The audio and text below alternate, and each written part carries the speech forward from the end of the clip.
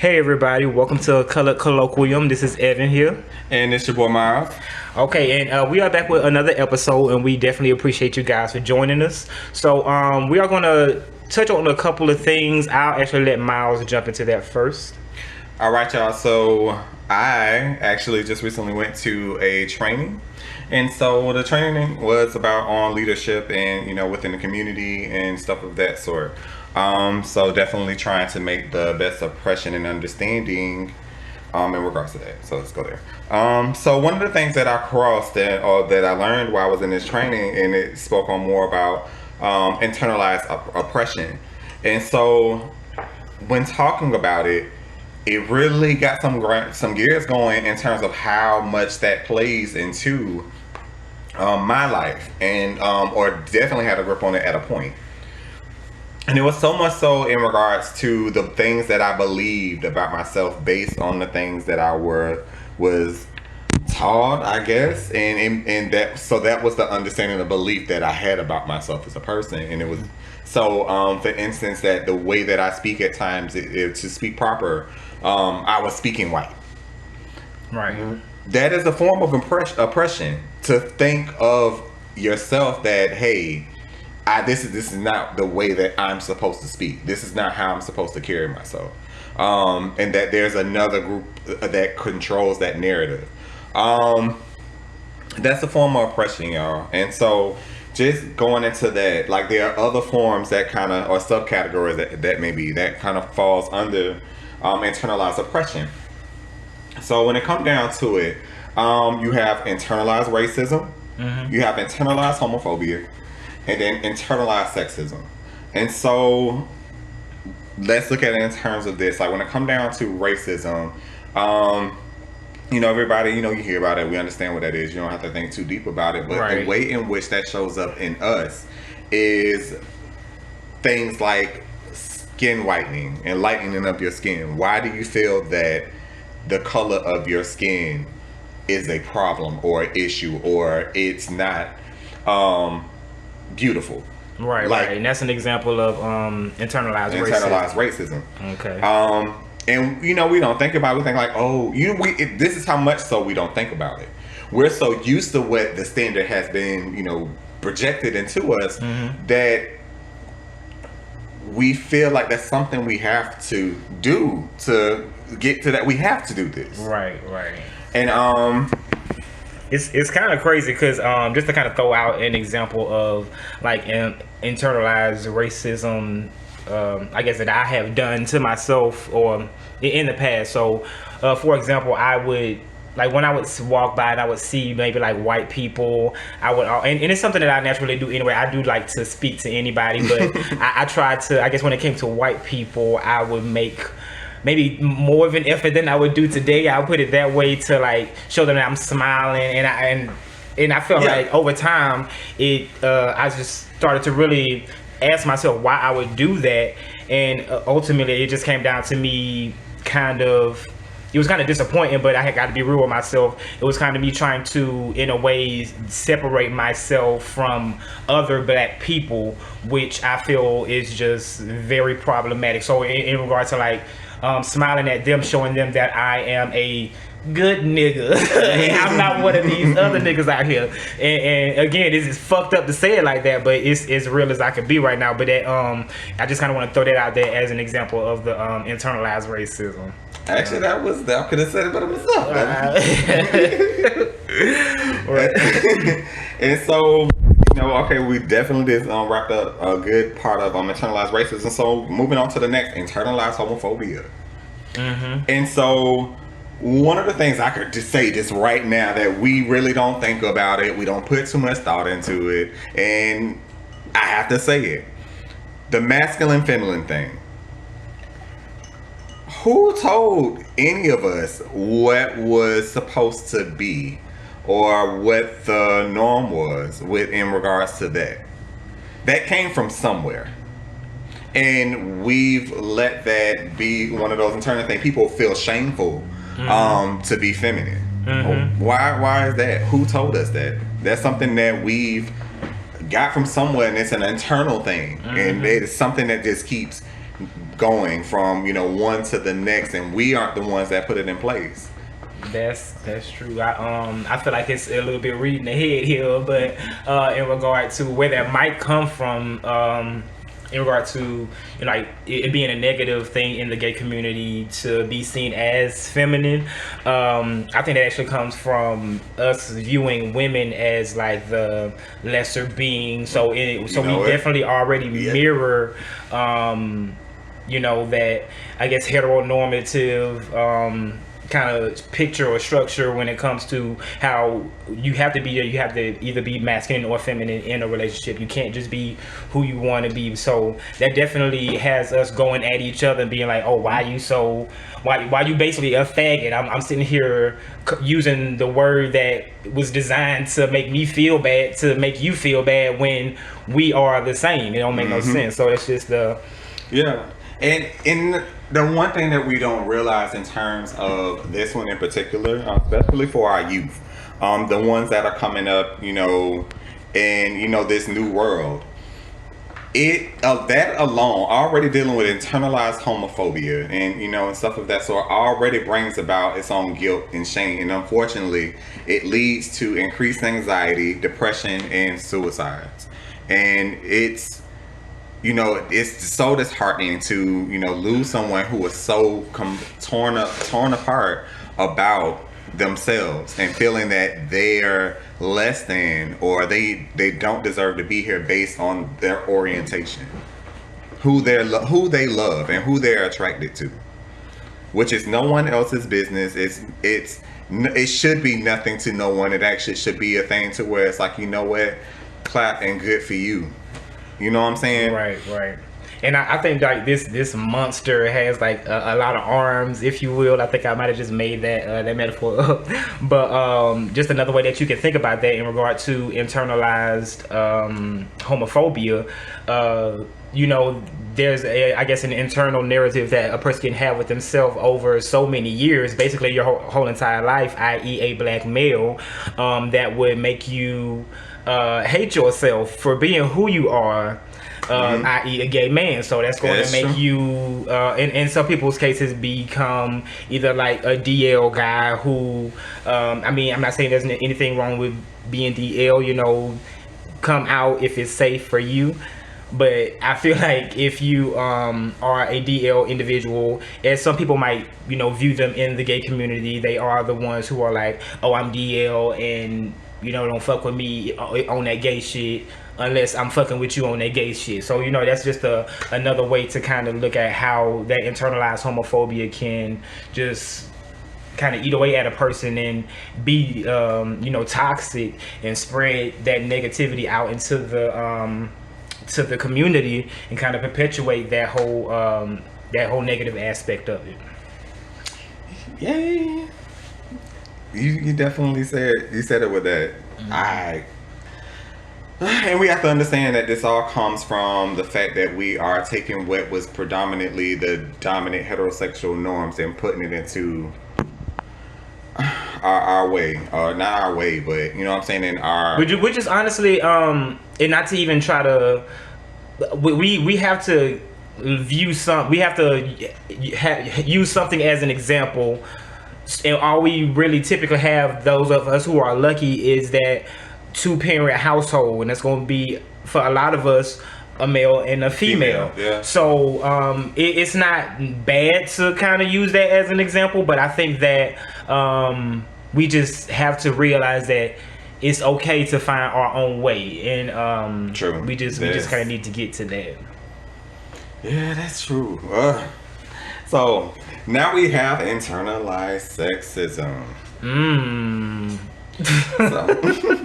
And so, you know, the thing about it is, of course, this plays on, you know, male, female, and female, and the thing about it is, like you had brought it up earlier, in terms of things like what a male can do, that a woman cannot do, and vice versa, and it's dumb. But when we think of a man that knows how to cook, the first thing that you do is run to him probably being gay and stuff of that sort, because you identify that as being a feminine trait, right, or something that only or mostly women do.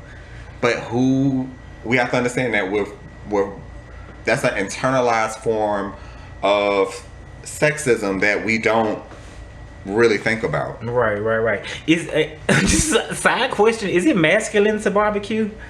I think that's considered to be more of a masculine thing. If you cooking, bitch, you better be smoking something. Yeah, and you better it better be something dead that you killed with your hands or something like that. But I just wanted to say that as a side thing. When you say the whole cooking aspect, that just question popped up in my head. But yeah, in terms of the whole internalized sexism, what I was kind of referring to earlier with the internalized homophobia, we kind of view women as the subservient one in the relationship, the one who has to follow the male. We live in a very patriarchal society in that way. So yeah, we're definitely not going to allow women to thrive in this in this world. Like, we have songs like "This is a Man's World," by James Brown. That's true. I mean, it's just it's fucked up. But I mean, I definitely am happy that I think the women's movement is kind of coming along further than it has been, I guess, in more recent years. Yeah, it's definitely been more progressive. Yeah. So, it's just crazy how just crossing over internalized oppression and just touching on that kind of just opened up the door of understanding so many things. And I have to say, definitely a lot of it hit home in terms of how I function and some things that I say, and I try not to say those things, especially like you say, oh, he's been proper, and and stuff of that sort, to kind of reference that someone is speaking proper English equals white. And and it's that those little jokes and those little jabs that we don't think about, that we do without really thinking about it. Even in terms, prime example, and I have to share this. So someone y'all know my baby, I love my guy baby. Someone saw her hair, and they asked her mom if she was mixed with, I guess, Hispanic, Latino, or Puerto Rican is, I think, what what she said. And so I frowned my face up, and although yes, there's none of us are I think 100% of anything nowadays, but there's something, she's, I guess, mixed as well. Yes, that's the thing. But why was it for the person who saw her, which was what I was told was an African American woman? Why would your mind look at her hair, and I guess she has a finer hair grade, equate that to her having to be mixed? I mean, and why was that even a relevant question? Yeah, that definitely just goes right back to the whole internalized racism as to why she would even ask that question. It's definitely not good to have 100% black hair. It's not good to have black anything, so it's always good to kind of dilute it with something else, Yeah, it's crazy because it's like, who told you that who told you that, number one, that type of hair was supposed to be better than any other hair? And what message do you think it sends to that little girl whose hair isn't that way? Now she's gonna grow up feeling like she's less than the person to her right and the person to her left because her hair is not like theirs. Right. And I mean, especially when it comes to like in the whole aspect of internalized sexism, that just having good hair or not having good hair can have women looking at other women in a negative light. And I say in a negative light, meaning like they can look at them, see maybe straight hair, and then feel worse about themselves. Or even if they both have straight hair, they're going to be looking at them as competition to try to get a man. And that is ultimately when it comes to, and again, we've been progressing as of late, but I mean, when it comes right down to it, it really is in a lot of ways about, for a lot of women, it's about the attention of a man and what a man can do for them. Even though we are getting and I feel like I should stop at this point and at least just say that I know that I am a man, and I don't want to make it seem like I'm like mansplaining or anything. This is just my opinion in this regard. I know that a woman can definitely say everything that I'm saying better than I'm saying it. Clearly, I think that you can tell at this point. But yeah, that just kind of goes to. I just wanted to touch on the whole negative aspect in regard to. The internalized sexism and how that can kind of affect how women can kind of go at each other just in in effort to get a man. That don't make no sense. All right, yeah. So I think we can actually move on to our next topic. Our next topic is going to be a segment called the Black Seat. And it is where we just kind of want to highlight a individual in the black community, no matter what part of the diaspora they reside in, we kind of want to highlight them. So today I'm going to talk about Bayard Rustin. I can just kind of say he was an activist overall. He definitely was probably more he had more notoriety in the civil rights kind of movement, but yeah, just kind of start at the beginning. He was born in 1912, and that's just kind of I'm reading a book that's kind of starting in that era, and I just kind of think about how his life probably was in that whole aspect, but that's me being sidetracked. But yeah, he was born in 1912, and it was actually interesting. He was born he grew up until maybe his early teens, mid-teens, thinking that his grandparents were his parents. So, just imagine. Wow. Yeah, just imagine becoming 15, 16 and finding out that no, your mama is your grandmama and your dad is your grandpa. Which I guess as you go later through life, and this might be another sidetrack, but I feel like certain things like that might happen more in the black community that might be talked about. Yeah, but and even got to be grandparents. It could be uncles and shit of that nature. But that's like my third sidetrack during this segment. But anyway, yeah. So just getting back into how his grandparents did raise him, and they were I guess Quakers, and this is kind of has a religious aspect to it, but I had to kind of look this up myself when I was looking into him. But I guess Quakers is a group of religious movements, and it's historically Christian. But I think that it's like maybe just an ultimately a Christian group. But I know that most importantly, one of the things that his grandmother, mom, instilled in him that came from the Quakers was like the whole non-violence aspect to certain things. So that I guess can be looked at as something that was instilled in him at a very early age that helped him going forward in his life. So yeah, his grandparents were actually early members of the NAACP, and actually W.E.B. Du Bois spent the night at his house once when he was very young, and he came out at a very early age. And they say that his grandmother was kind of indifferent to it. So I guess that's good in that this was early in the I forget which century that is, but the early 1900s, and I guess that can be seen as progressive at the time, because I know people who I went to high school with who was kicked out of their parents' house when they came out. So that was definitely progressive for its time.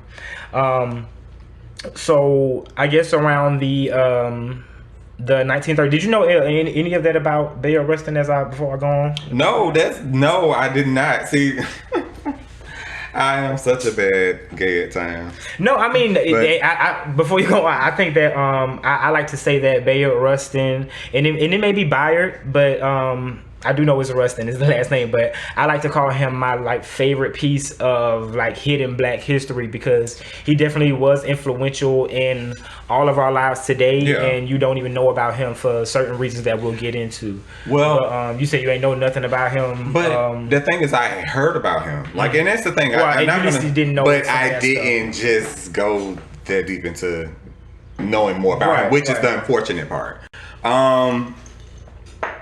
But I did not know that, and it definitely brings more context to the whole nonviolence part of the civil rights movement. Right.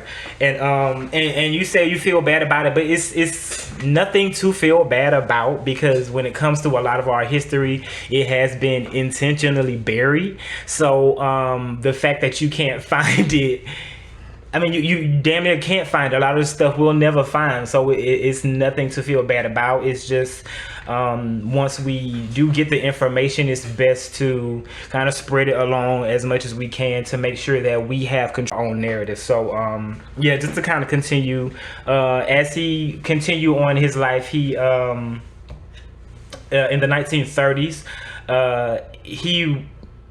he learned peaceful war opposition tactics. I forget where he actually learned that from, but that in addition did kind of just solidify his way of thinking in regards to the whole non-violence aspect. But people who do know a little bit more about Black history, or who maybe have taken some Black history courses, may know about A. Philip Randolph. He was, I think, he was definitely one of the organizers and the pioneers of the civil rights movement. But that Bayard Rustin did kind of link with Philip A. Randolph, which of course got him connected with Martin Luther King eventually down the line. So the thing that I find interesting, definitely today, when it comes to not even just Bayard Rustin, but how we view our own history, the March on Washington that we remember today as the March on Washington, when it happened, it was called the March on Washington for Jobs and Freedom. And I think the fact that those words over time has been taken out may be very deliberate, maybe more insidious than we even realize right now, but that's a topic for another time. I could go down a whole rabbit hole in that regard. But when they first got started with naming it A. Philip Randolph and Bayard Rustin, it was called the March on Washington for Economic Justice. There was definitely a focus on jobs. I mean, we definitely wanted to have the freedom to be able to make our own money and spend it. And another side note, not to say that we didn't have our own ways of making our own money, building our own things, and then having it burned down completely to the ground. I know that part of the history, and I just don't want that to be misunderstood with that statement. I don't want people to think that I don't know that. But yeah, we definitely with the March on Washington for Economic Justice, definitely wanted to have the masses of Black people, the Black proletariat, if you will, to be able to get those jobs and make a living wage for themselves. So once Dr. King got into the mix, if you will, he definitely wanted to make it about civil rights as well, which led them to change the name from the March on Washington for Economic Justice to the March on Washington for Jobs and Freedom. There was also a big age gap between the two of them as well. Yeah, Bayard and Martin Luther King. So yeah, I want to say, and this, forgive me if I'm wrong, where Dr. King may have been in his 20s, Bayard may have been, Bayard might have been in his 40s. Yeah. So there was definitely an age gap between them, which is I think a small detail that can be forgotten, but I think that is something very important that could add context to the overall story with how even those two might have been disconnected, and we'll get into how they definitely were disconnected in a lot of ways with Bayard. But that age gap, when we think about the civil rights history, we can almost think that everybody was the same age and they just all got it at the same time. Well, no, it was a lot of different generations, and they had different ideals in how the movement should move forward. Yeah, and the reason why I reference that is to kind of give more context to one of the deciding factors to why Bayard was used over Dr. King in terms of being that front person or the front man with everything. Of course, orientation goes into it, but I think that's probably the more obvious. But also, I mean, age played into it as well. Yeah, and to that point, I definitely the fact that Bayard Rustin, he again, he was a gay man, and he was an activist from a very early age. So for this reason, he definitely had an FBI file on him, and he did things that gay men would do in their younger age, and they knew all of this stuff. So the fact that he was a gay man was used against him, and it kind of pushed him to the back of Black history, or it pushed him to the back of like the civil rights movement. I was going to say the bus. I was going to say the bus, but that's just silly. But it kind of push him out of the spotlight to why he is hitting today, and I think that's important to know as well. But yeah, he had been arrested for a couple of things also. So those things combined, and it wasn't for like sit-ins or anything. So for those things combined, that kind of adds context to why he was pushed to the background. Kind of just to kind of really add full context to how important he was in the civil rights movement. For all intents and purposes, like I said, Philip A. Randolph and Bayard Rustin were the two who kind of like put together the March on Washington, what ended up being the March on Washington for Jobs and Freedom. Martin Luther King, of course, is known the most because he did the I Give a Dream speech that day, but there was just to kind of note, there was also if I'm not mistaken, his name is John Lewis, who's currently a congressman right now, gave a speech that day as well. And I want to say he might have been a teenager at the time, so it was kind of like different gaps in all the generations. But just to kind of keep it forward with Bayard Rustin, he officially came out of the closet in the 1980s. And at that point, he kind of steered his focus toward the gay rights and what have you. But he unfortunately did pass away in 1987 on August 24th. But I think there's definitely more that we could go into in regard to his life, but I definitely think that he is somebody who I did want to highlight today, and I think he was somebody of import within not just the Black community, but the Black gay community, and just the gay community as a whole as well. So, and I kind of want to go back to something too. Just want to go back into this internalized stuff when we talk about it. The form of internalized oppression that was. And of course he was a Black gay man, and so in terms of his fight with an already suppressed group, or oppressed group, fighting with, because he comes from that group, and then to turn around and then be oppressed about something about you. Right. That separates you from the group. Yeah. So it can't. So yeah. Just to kind of really just set the tone on how significant internalized oppression really is. Yeah, a lot of those things, those aspects, do kind of intersect in regard to him being that not just the whole.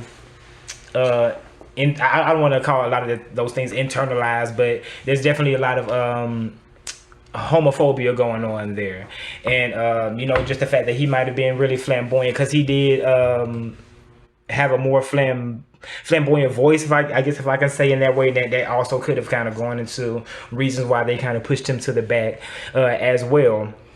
So it's just overall kind of a fucked up situation. Did you? No, because I just really want to go in and when it comes down to the fact that we just don't realize it. We just don't.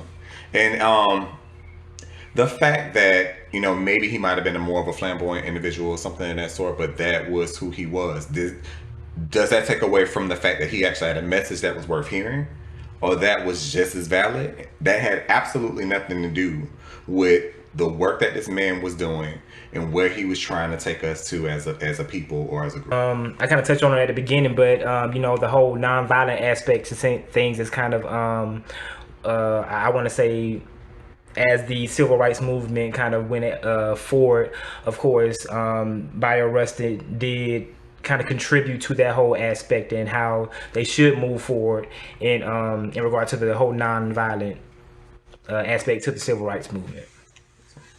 Mm-hmm.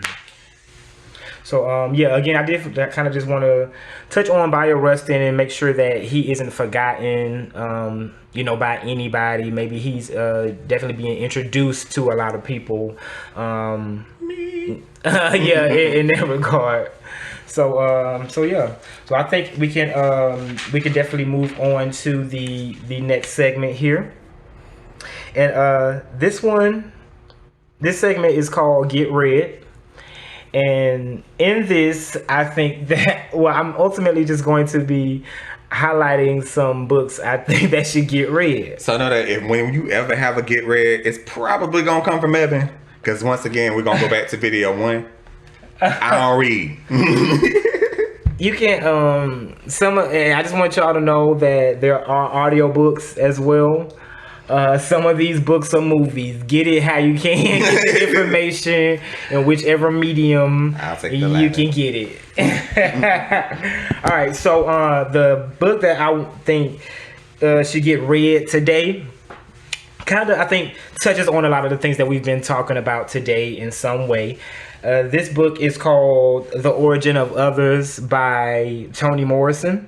Who is a Pulitzer Prize winning novelist, who's also in addition to being a novelist, is a professor as well, and an essayist. So, The Origin of Others, I think, is a really interesting book. Again, it's ultimately a collection of essays, written by Toni Morrison, of course, and she is, in my opinion, just ultimately kind of showing how white people had to be created in America.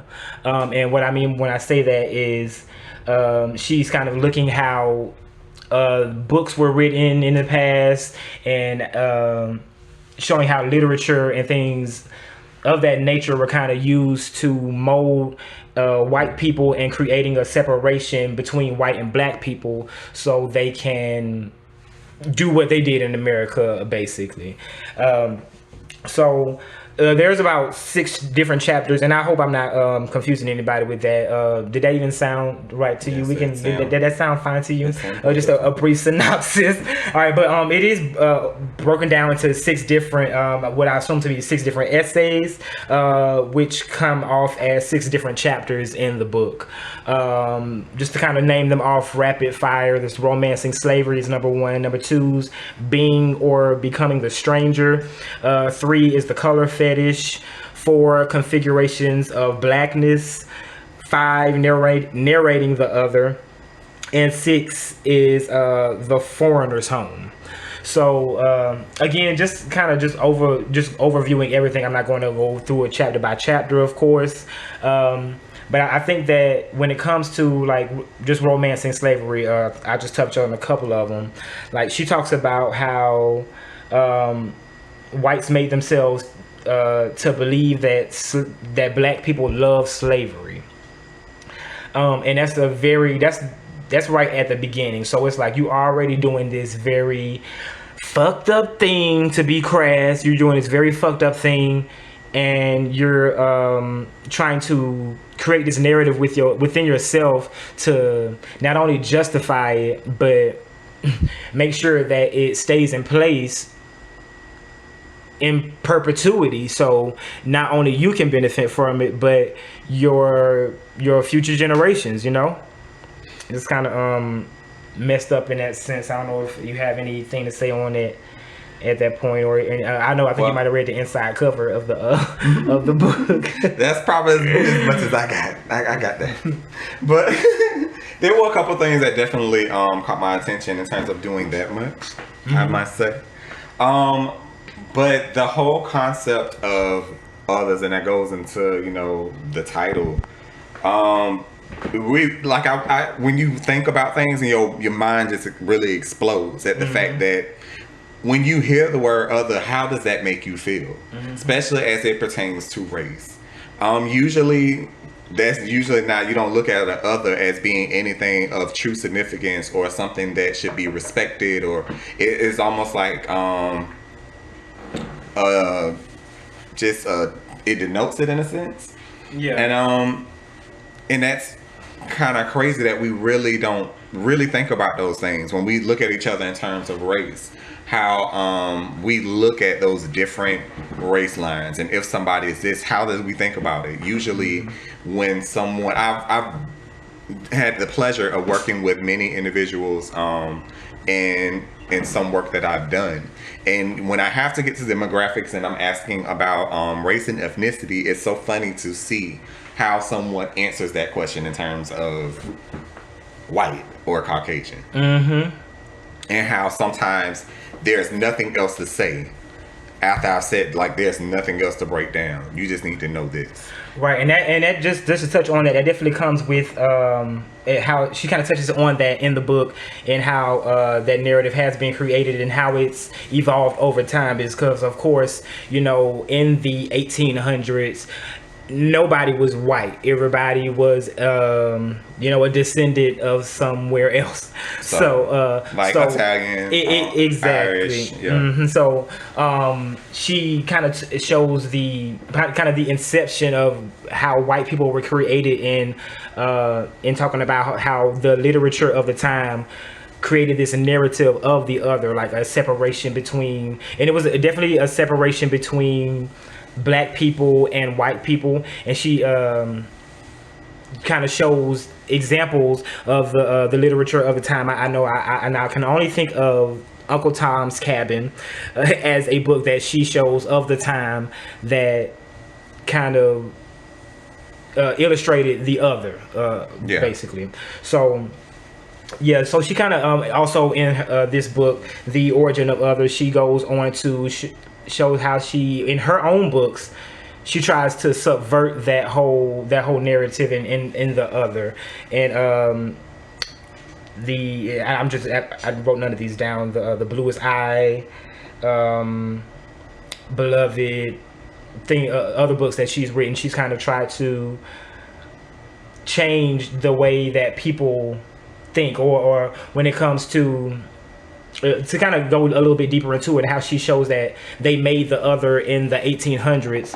They would always show the white figure in the book as being someone of substance, and of course they're educated, they speak in a certain manner. But when they wrote for a black person, it was this kind of very evil, in a way, sense of showing that they are almost trying to show that they, number one, are subservient. They try to prove that fact through their literature, and in a sense just kind of overall over time just make it seem like black people are dumb as hell, for all intents and purposes. Yeah.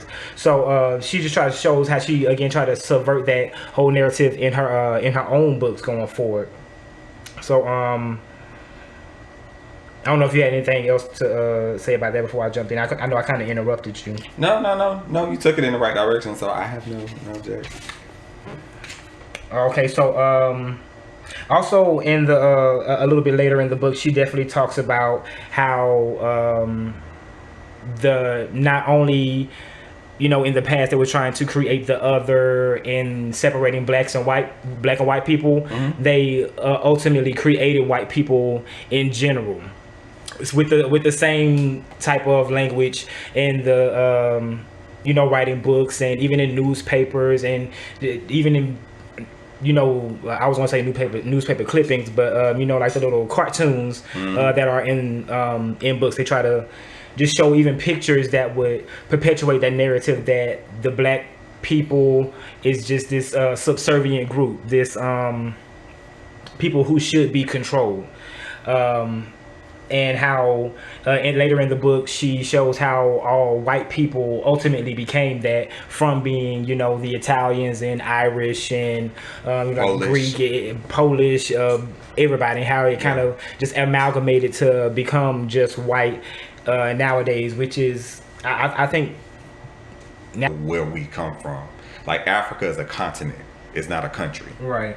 And so, what country do you come from? What people do you come from? Did you come from a tribe? I guess at that time we had nothing but tribes, I reckon. So, what tribe did you come from? Right. You know, we don't know these things. Mm-hmm. And so that was a forced thing. But unfortunately, I think you just raised a very valid point. Mm-hmm. The continuation about that identity takes away the Irish and the Polish and, you know, which I guess in a sense can be dangerous for them, because it could have them, not to say that it's a bad thing to mix races, because I don't even want to make it seem like that I'm saying that, but it can have them forgetting who they are so much that over time that kind of gets as lost as we have been made to be lost to this point.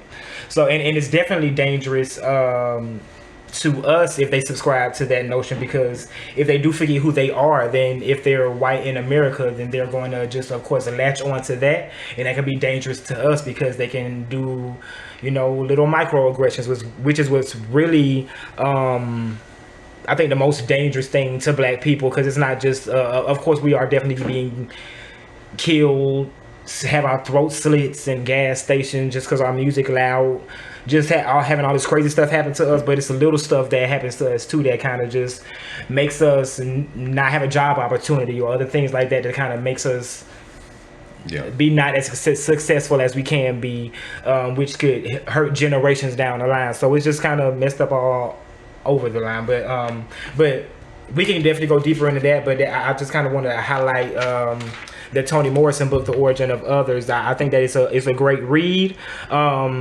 I will say that you may want to read other Toni Morrison books before you jump into this one. But I will say, for people who have already been introduced to her as an author, this would be something that could benefit you in the way that you think about things when you kind of read books, because I even feel like I read books differently after reading this book in particular.